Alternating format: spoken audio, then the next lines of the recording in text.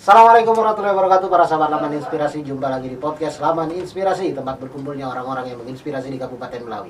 Apabila Anda mencari inspirasi, Anda tepat berada di podcast Laman Inspirasi. Balik lagi dengan saya Teng, dan hari ini saya ditemanin Pak Sekoy. Kita akan ngomongin tentang nih bersama Pak Sekoy. Berontang. Ya. Berontang. Kita akan ngomongin tentang berontang, salah satu budaya juga dari Katap Kebahan. Suku Katap Kebahan. Jadi kita akan ngomongin tentang berontang. Apa sih Pak berontang itu? Berontang ini, kalau saya sudah mendengar bahasa Bontang, saya selalu terinspirasi bahwa makan itu ramai-ramai. Itu. Ya makan kan? Ramai-ramai. Iya, makan ramai-ramai. Itu terinspirasi di dalam benak saya. Nah, artinya berontang ini, ya kan. Misalnya kalau di Katap Kebahan ini orangnya selalu antusias, peduli sesama warga, apalagi tetangga, keluarga. Meskipun bukan keluarga tetapi masih di ruang lingkup Katap Kebahan, kita masih sangat peduli sesama. Misalnya tadi kan sudah ada yang menyampaikan Pak Setiman tadi tentang perkawinan. Nah, itu ada kaitan dengan berontang. Nah, gimana tuh Pak kaitannya Pak? Kalau setelah selesai acara pernikahan, resepsi pernikahan, akad nikah, itu pasti di Katap Kebahan ada namanya berontang. Ada berontang. Nah, berontang. Berontang arti itu makan ramai-ramai. Ya kan? Nah, berontang itu kita setelah acara tadi yang setelah akad nikah tadi itu, kita baca doa selamat. Selesai doa selamat, bontang, makan-makan, ya kan? Nah, kenapa Katap Kebahan ini memang dibudayakan bontang? Bontang itu bukan hanya orang yang bersangkutan, artinya yang punya hajat itu yang mengeluarkan makanan semua, tapi setiap kakak, setiap warga, misalnya warga saya ada 100 di dusun si A, 100 itu di dalam lingkungan itu semuanya masak. Semuanya masak. Terus satu hidang, satu bontang. Misalnya di situ ada nasi, ada sayur, lauk pauknya. Nah, itu satu hidang, itu kita bawa ke tempat orang yang acara tadi. Nah, setelah selesai tadi, itulah baru semua dah terkumpul, barulah kita makan sama-sama. Nah, itu bontang namanya. Oh, ya. Misalnya ada acara pernikahan, berontang itu adalah semua warga yang misalnya saya punya hajat nikah nih, tetangga-tetangga semua saya masak, setelah akad nikah dibawa ke rumah saya. Dan makan semua di situ. Makan semua di situ. Dan yang menyiapkan makanan bukan saya. Iya, betul. Saya juga menyiapkan. Tapi masyarakat semua juga masyarakat tetangga juga masak dari rumahnya masing-masing, Pak ya. Iya, betul. Dan dibawa ke tempat yang acara tersebut. Dan juga, Pak, kalau kita melihat memang budaya itu sampai hari ini saya melihat memang hampir punah, tetapi alhamdulillah di daerah kami masih memang sangat antusias dengan budaya itu, masih dilakukan. Terus kemudian ketika memang ini kita melakukan mau berontang tadi, itu tidak misal sembarangan taruh itu ada tata caranya. Gimana tata caranya? Ya, tata caranya kan misalnya tadi kan udah dikumpulkan di ruang dalam. Kenapa rumah Katap Kebahan ini selalu di ciri khasnya itu, rumah Katap Kebahan ada ruang dalam namanya, ada ruang depan. Ruang depan. Jadi ruang depan nih memang luas. Kita bikin luas untuk bontang tadi. Nah, ketika kita mau bontang, makanan yang sudah kita siap sudah dikumpulkan oleh tetangga tadi di ruang dalam tadi. Nah, itu nanti baru dihidangkan. Kalau sekarang kan baru dihidangkan. Nah, itulah namanya bontang. Dihidangkan piringnya dulu, terus habis itu cuci tangannya, habis itu minum, habis itu baru nasi, sayur, nasi saya semuanya lah, Nah, semuanya baru di baru lauk pauknya udah selesai dihidang semua, baru didoakan, baca doa selamat, ya kan gitu. Nah itu apa? Tapi bentuk rumah seperti itu masih ada nggak hari ini, Pak? Bentuk rumah sampai hari ini masih ada. Masih ada. Masih ada yang bikin seperti itu. Jadi ya. rumahnya kecil, cuman daerah depannya besar. Daerah depannya besar. Rumahnya di belah dua, ya kan? Oh. Artinya belah dua kamarnya, kamar dalam, sama kamar depan. Kamar depan ini khusus untuk Borontang tadi. Oh, Ya. memang setiap rumah udah menyiapkan seperti itu. Iya. Nah, ini salah satu informasi, dan itu tadi makan-makan itu ketika acara pernikahan, bukan hanya ketika di rumah pengantin aja, Pak ya. Misalnya kita undangan nih, ini ada salah satu budaya yang menarik di sini. Ketika misalnya ada acara pernikahan, kita undangan ke suatu daerah gitu. Ketika kita tamu undangan ini mau makan, tidak hanya ke tempat orang yang punya pesta hajat nikah lah ya. Iya. Tapi di semua rumah tetangga-tetangga di situ masak, dan kita bisa memilih makan di rumah manapun. Iya. Nah, ini hal yang menarik. Nah, hal bagian itu bagian berontang juga atau bukan?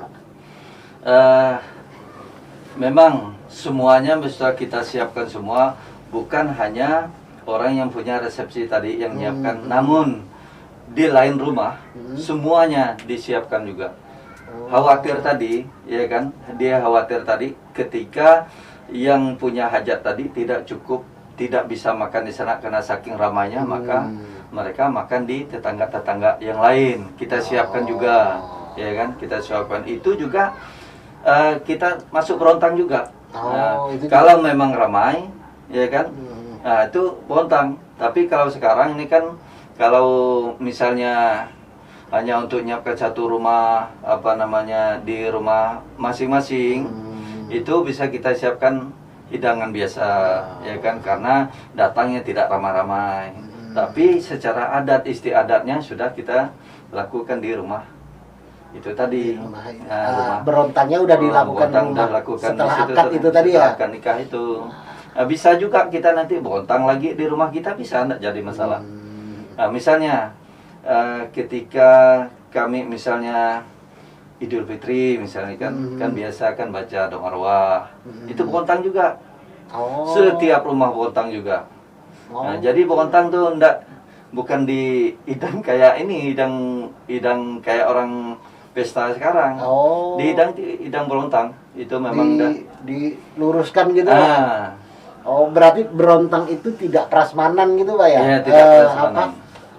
Dia memang disuguhkan berbaris gitu, dan kita makan sama-sama di situ. Iya, makan sama-sama, ramai-ramai, kecil, besar, laki-laki, perempuan, semua makan di situ.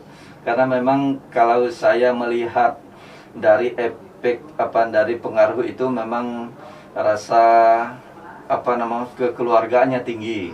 Ya kan, artinya kita makan sama-sama, enak sama enak, enggak enak sama enggak enak kan gitu, Pak. Itu saya melihat dari sisi itu memang sangat menonjol sekali. Berarti saya tadi juga mendengar bahwasanya suku Katet Kebahar ini sangat khawatir kalau misalnya ada tamu, takut sampai misalnya datang ke suatu kampung, pergi dari kampung ini, pulang dari kampung ini kelaparan gitu. Ada kekhawatiran semacam itu benar atau enggak, Pak?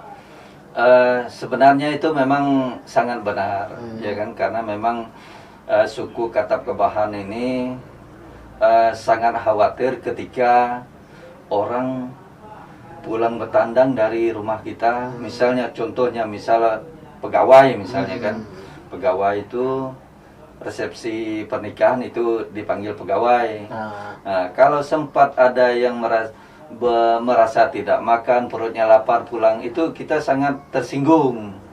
Ini kan artinya kita manggil orang tidak mampu ngasih makan.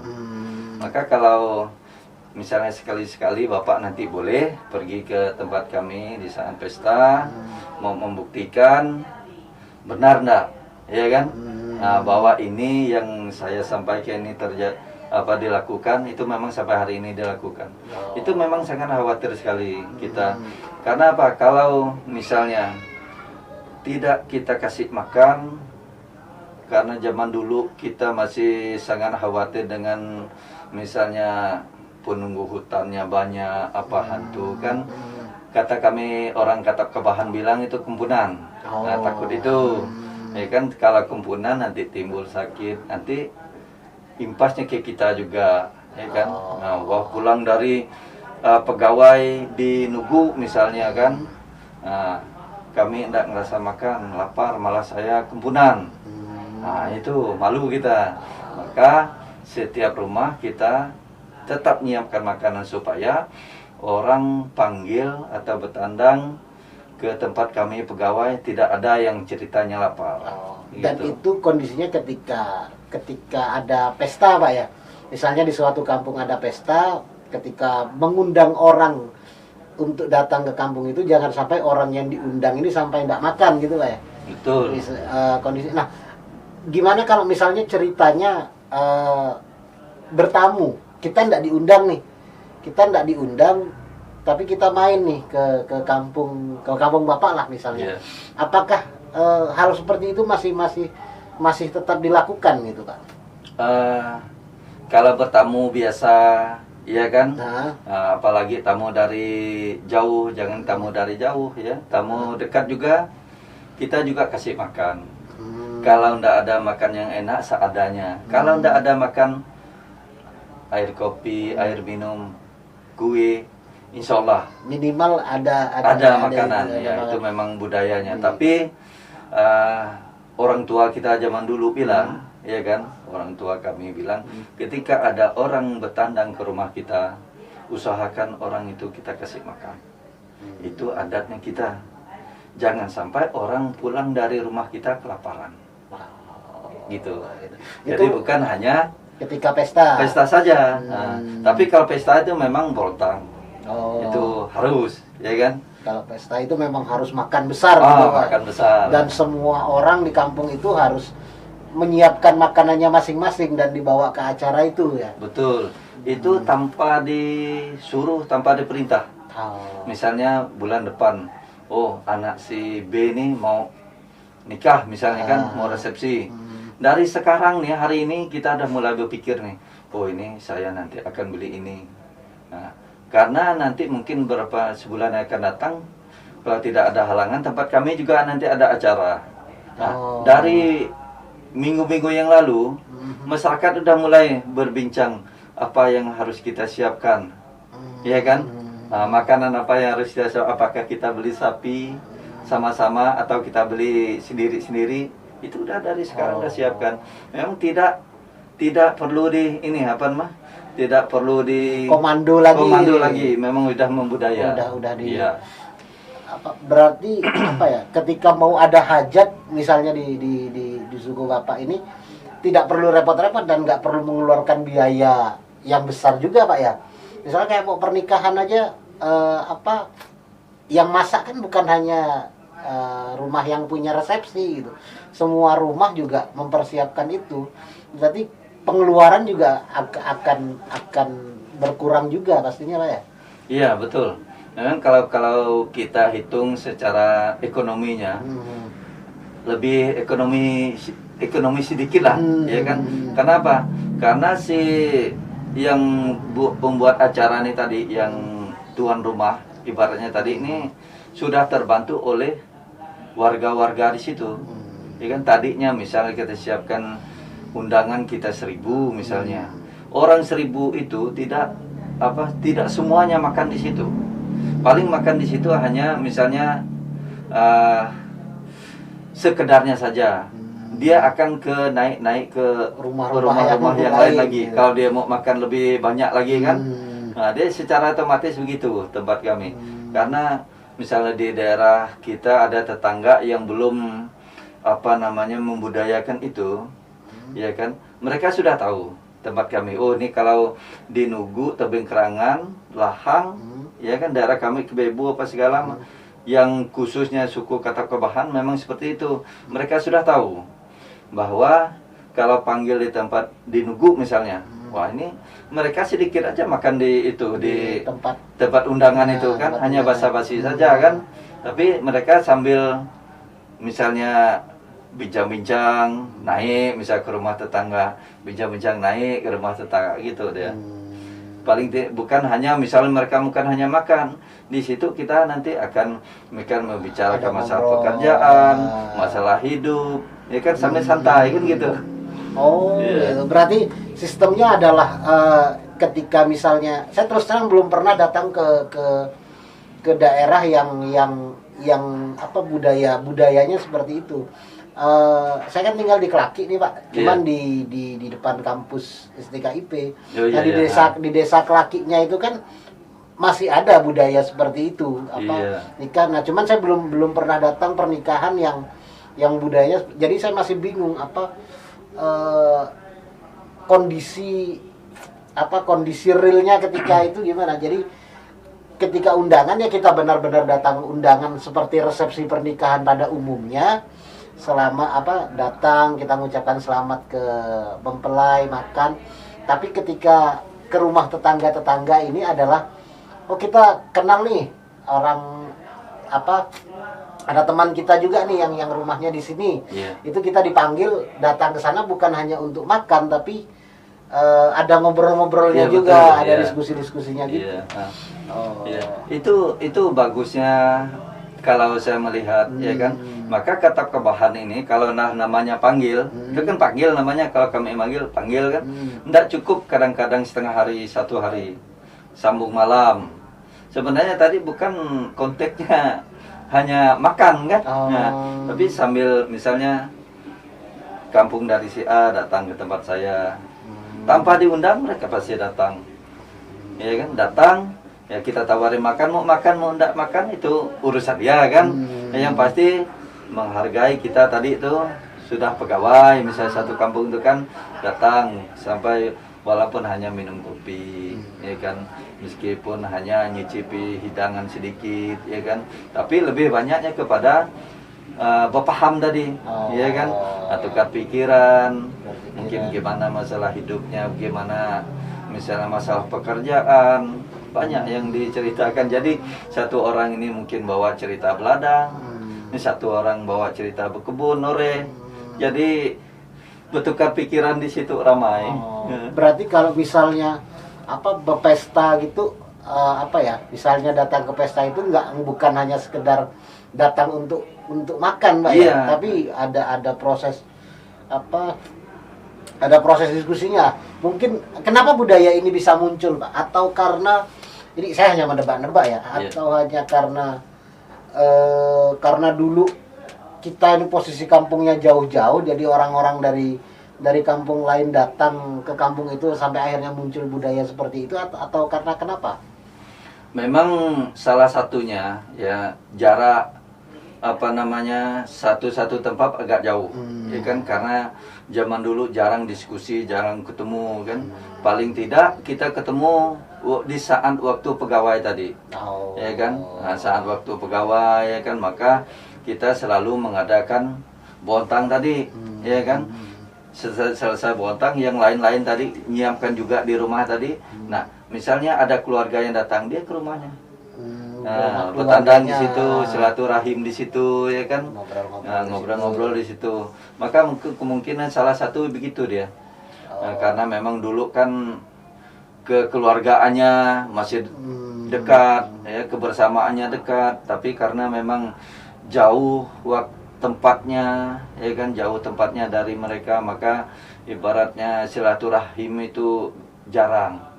Maka di saat ada pegawai, nah itu baru bisa ada kesempatan diskusi, ketemu keluarga kan gitu. Yang ngobrol.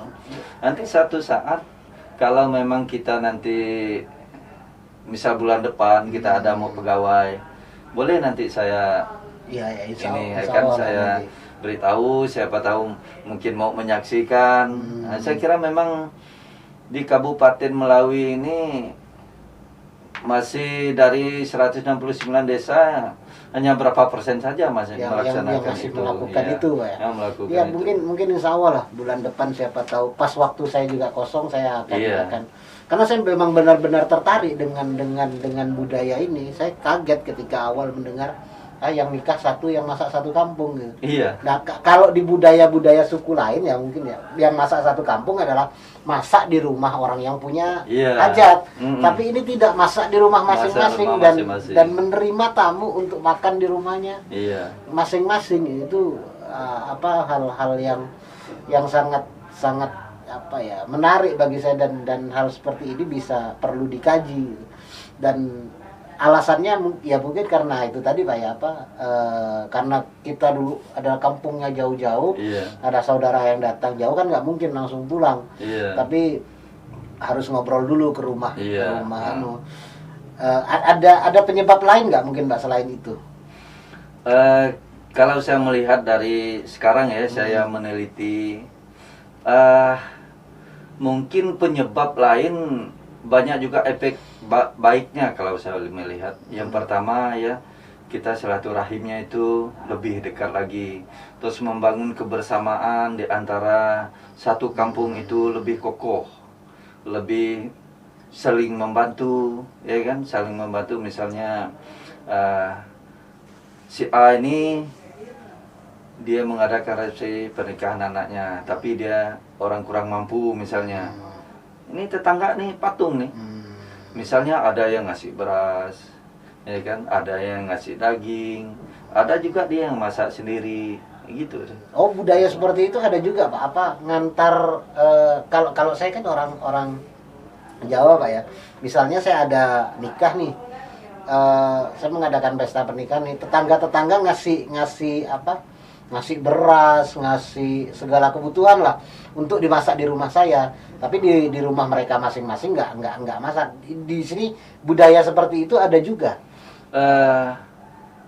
Bantu. Boleh dikatakan tidak ada. Dia misalnya saya bantu bapak misalnya kan, bapak ada acara, saya bantu nih beras 2 karung, misalnya air minum sekian, gula sekian, kopi sekian kan, tapi saya tetap masak. Oh, gitu. Nah, tetap masak, ada. Nah, bantu ini termasuk semua orang bantu atau hanya kondisi-kondisi tertentu akhirnya saya punya hajat bantu ngasih makanan itu? Atau karena misalnya kondisi ekonomi saya kurang baik nih, itu banyak yang membantu saya ngasih beras atau ngasih apa. Nah, terjadi bantu seperti itu karena kondisi saya, ekonomi saya yang tidak baik, atau karena budaya itu memang ada gitu? Yang pertama karena kondisinya, ya kan. Terus yang keduanya juga memang saya merasa ingin membantu. Saya merasa ingin membantu karena hal itu saya juga lakukan. Karena saya tahu saya lakukan, misalnya saya dulu kepala desa Pak, ya kan.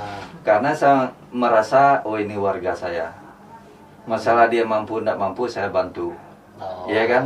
Nah, tapi saya tetap masak di rumah, tetap menyiapkan untuk tamu yang datang.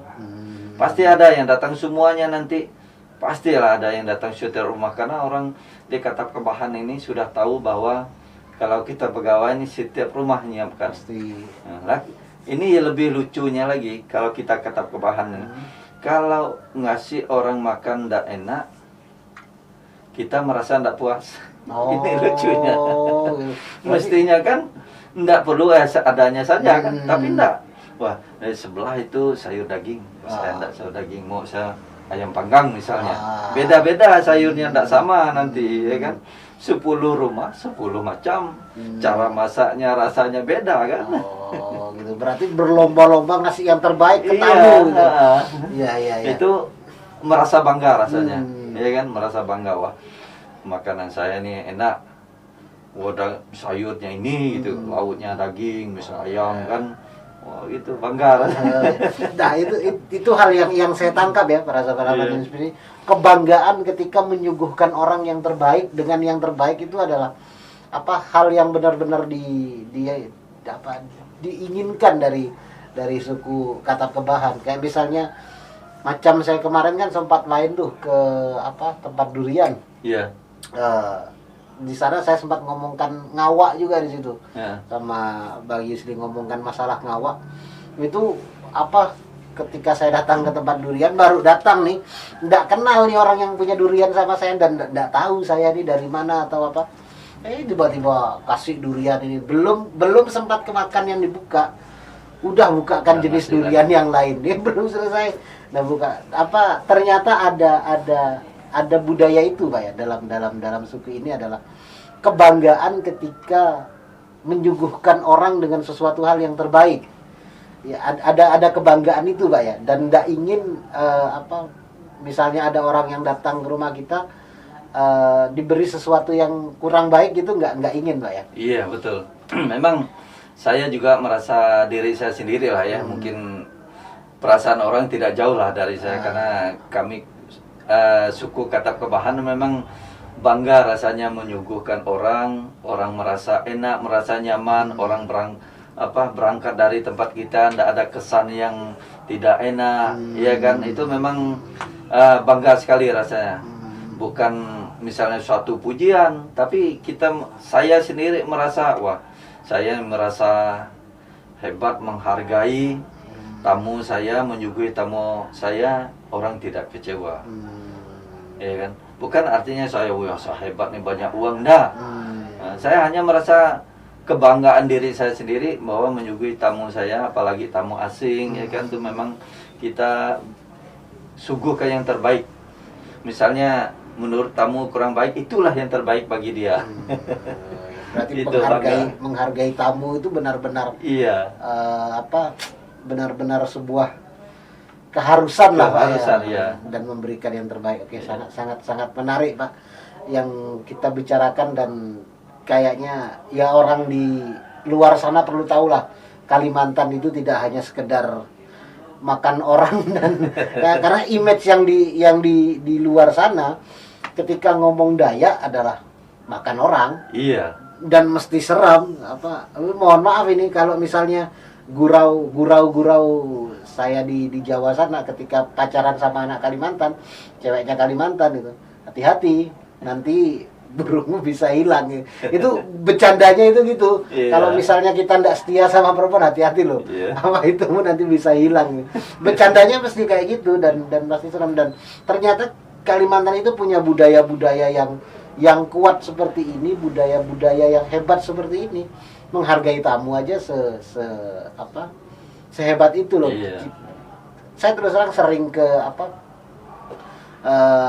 terutama ketika ikut sama Suara Institut ini ya, sering ke kampung-kampung yang sukunya adalah Katap Kebahan, itu memang merasa sangat dihormati ketika datang ke situ. Padahal ya saya ini siapa, kenal juga enggak gitu.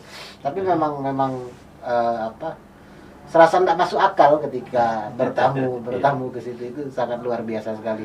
Oke, mungkin terima kasih Pak atas waktunya, atas obrolannya, atau mungkin ada yang ingin disampaikan lagi Pak untuk penutup. Iya, terima kasih. Untuk penutupnya, saya kira mungkin untuk suku Katap Kebahan, untuk budaya Bontang khususnya, tetap harus dijunjung, harus didukung, harus dilestarikan, supaya lebih kita lestarikan lagi, supaya di mana ada Katap Kebahan, coba itu kita budayakan. Kenapa memang saya membawa itu?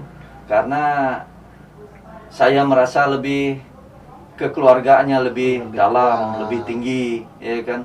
Rasa gotong royongnya juga tinggi. Maka saya sepakat dengan orang-orang tua zaman dulu, ya kan, membudayakan ini memang kita ambil yang positifnya juga saja kan, supaya kita bisa mengabadikan budaya ini, budaya Bontang ini, ya kan, supaya budaya Bontang ini tidak tertinggal, tidak tertimbun oleh kemajuan zaman, ya, tetap kita bangun kembali, ya. Karena ada beberapa daerah memang yang sudah mulai tergerus budaya ini Pak ya.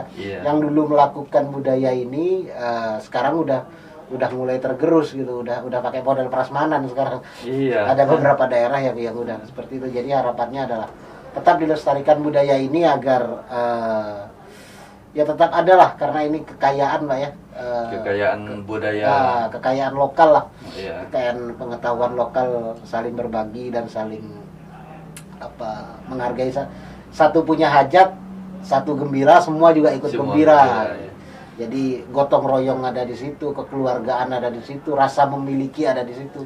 Karena nggak mungkin kalau nggak punya rasa memiliki, orang lain punya hajat kita mau ikut berpesta juga kan nggak mungkin gitu. Iya. Tapi karena rasa memiliki dan rasa sayang dengan lingkungan sekitar itu akhirnya bisa melakukan seperti itu.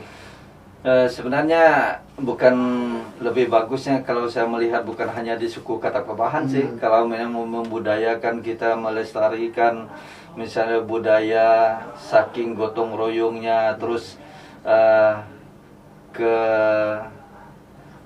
kebijakan kita selaku masyarakat Indonesia, ya kan, sebenarnya ini budaya Katapkabahan, tetapi saya kira mungkin untuk umumnya seluruh masyarakat Indonesia bisa masyarakat melakukan. Indonesia, aku rasa mungkin rasa gotong royongnya itu yang kita bangun kan, yang kita bangun. Dan saya juga dari suku Katapkabahan, ya saya ambil juga dari suku gotong royongan dengan kekeluargaannya tadi lebih tinggi. Mungkin kalau kita Kabupaten Melawi atau mungkin kita sama-sama peduli di antara sesama, saya kira mungkin akan lebih baik lah untuk kemajuan bagus, daerah kita itu sendiri. Saling silaturahmi, ya kan, itu lebih bagus. Saling membantu dan. Iya. Oke, terima kasih Pak. Ini atas sama-sama. waktunya. Orang yang megang kamera itu di bawah AC kedinginan dia. Oke, terima kasih Pak atas waktunya, sama-sama. Terima atas kasih obrolan yang menarik ini. Dan mohon maaf kalau misalnya ada kata-kata yang kurang tepat. Saya orangnya suka bercanda dan ngomongnya suka lepas-lepas gitu lah. Jadi mohon maaf kalau misalnya ada salah. Dan terima kasih juga buat para sahabat Laman Inspirasi sudah menonton video ini sampai selesai.